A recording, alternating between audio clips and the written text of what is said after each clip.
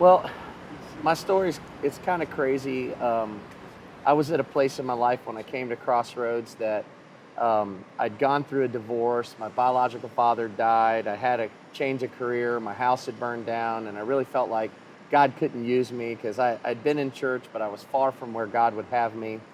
And so I was just kind of hiding out at Crossroads, and then um, I hear God calling me to say, leadership, do something.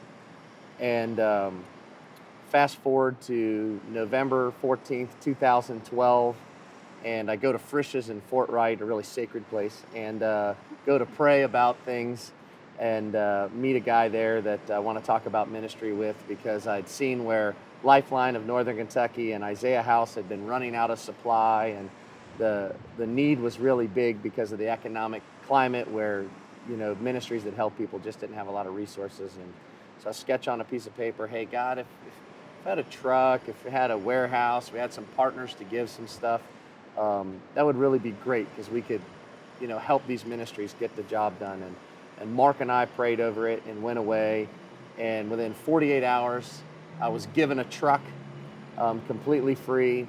And within 48 hours of that, I was signing the title of the truck, and I get a phone call. He said, hey, you still want to do some kind of food ministry? And I said, yeah. He said, well, I got 12 pallets of food, but you got to come get it today. Do you have a way to do it? And I'm like, well, I'm actually signing the title of the truck right now, so I'll be right over. And I called my wife, said, don't be late, honey.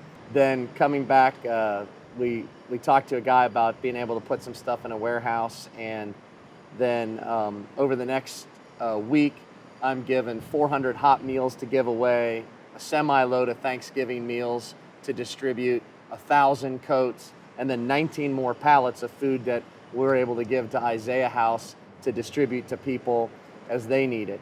And then every day my phone's ringing, come get this, come get this, come get this.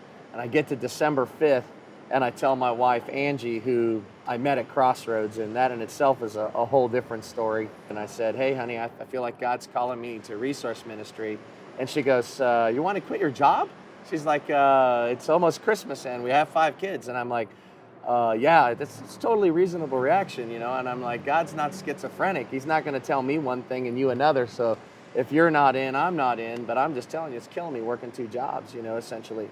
And so the next day she sends me a text and she says, I trust God. I trust you. I'm all in. Do whatever steps are necessary to do the next thing. And I went into my boss and said, hey, man, I quit. He's like, I wonder how much longer you were going to be. You got a lot of food to give away. It's Christmas. Let me write you your last check so you got some stuff for Christmas.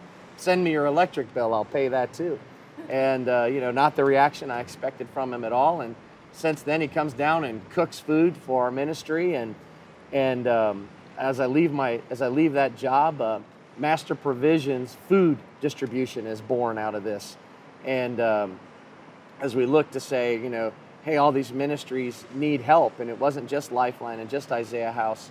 And so I keep getting more phone calls and here, come get this, get this, get this. And over the last 9 months, now at Master Provisions, we're giving away 150,000 to 200,000 pounds of product to 150 plus ministries and groups in the greater Cincinnati area so they can further the kingdom of God in their own communities, and we do it completely for free. And, people are like, that's crazy. And how do you sustain yourself? And I tell them, God's a fair employer, but he's a just employer. You got to do the work first, and then the paycheck comes. And so since then, we're building the kingdom. Brian Tome said it's going to take 250,000 people to swing to do it, and we're moving 10,000 a month right now. And that's what's happened.